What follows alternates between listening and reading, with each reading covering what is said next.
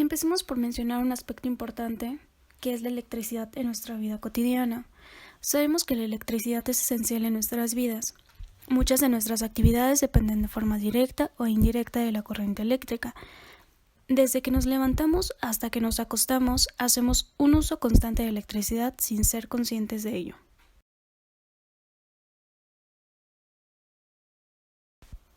Pero, ¿nos hemos preguntado cómo se genera esta electricidad? Bueno, esta electricidad se genera en las centrales eléctricas que utilizan distintas fuentes de energía para funcionar: las hidroeléctricas, el agua; los parques eólicos, el viento; las nucleares, el uranio; y las termoeléctricas, que pueden emplear fuentes de energía no renovables como gas natural, carbón o fuentes de energía renovables como biomasa.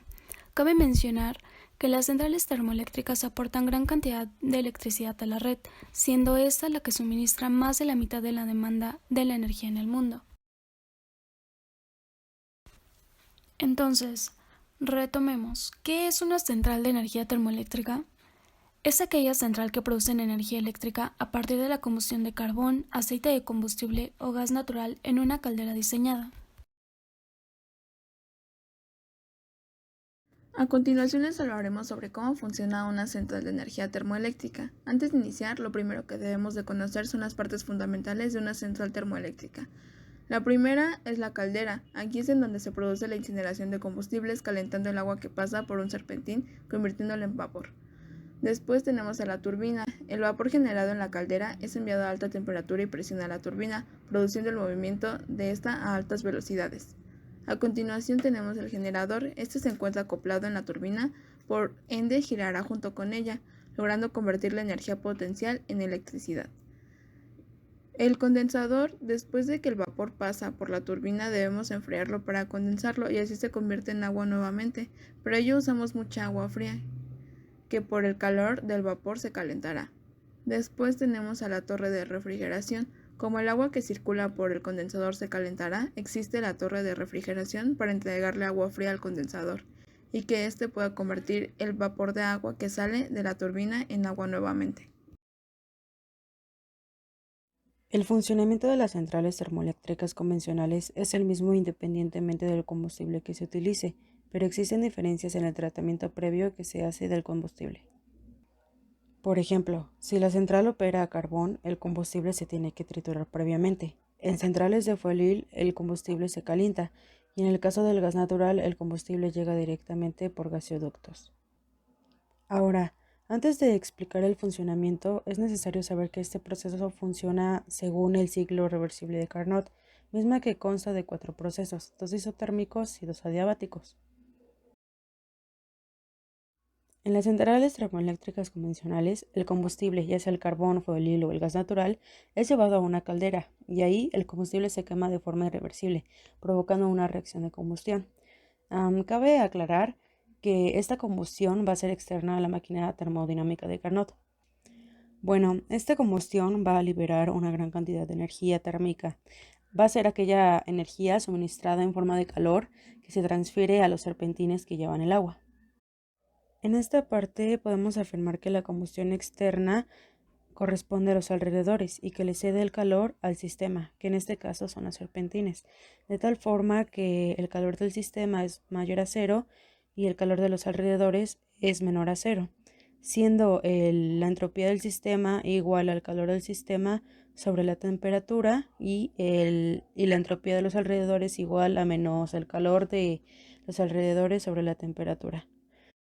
Y por lo tanto la entropía del universo es igual a la entropía del sistema más la entropía de los alrededores, y esto va a dar igual a cero, lo que va a implicar que no es un proceso espontáneo y que además se encuentra en equilibrio.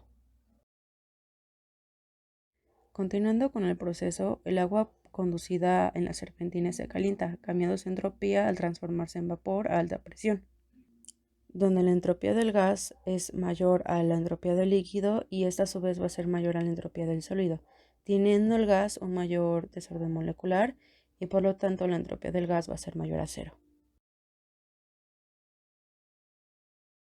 Este vapor que sale de la caldera es conducido a una turbina en donde el gas se expande isotérmicamente y luego se expande más lento de forma diabática, lo cual implica un trabajo de salida que causa que los salivos de la turbina giren a una velocidad aproximada de los 3000 revoluciones por minuto, produciendo energía mecánica. Y esta, a través de un acople, hace girar un generador en donde la energía mecánica producida en la turbina se convierte en energía eléctrica, y esa energía generada en el proceso es llevada a los transformadores que elevan el voltaje para ser transmitida a los centros de distribución.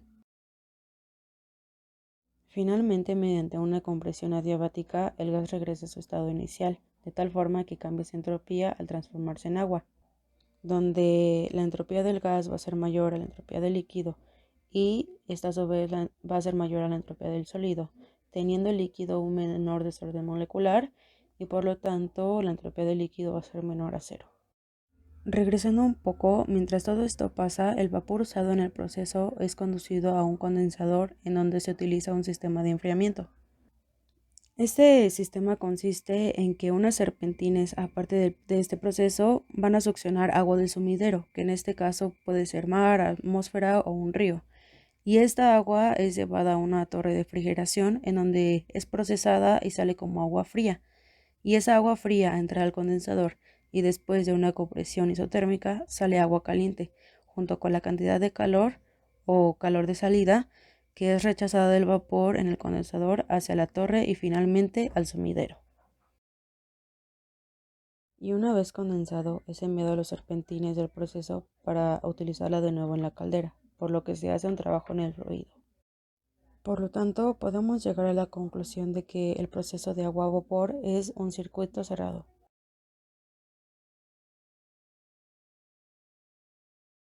Respecto a la eficiencia, el promedio de todas las centrales térmicas que funcionan con combustibles fósiles es alrededor del 33%, pero hay tecnologías más avanzadas que pueden alcanzar eficiencias del 47 al 49% usando carbón y más del 60% usando gas. Para determinar la eficiencia, sabemos que esta va a ser igual al trabajo neto sobre el calor de entrada, donde el trabajo neto va a ser igual al calor de entrada menos el calor de salida, lo cual al sustituir este valor nos va a dar la siguiente ecuación. Pero también es cierto que se puede calcular de la siguiente manera. Conclusión.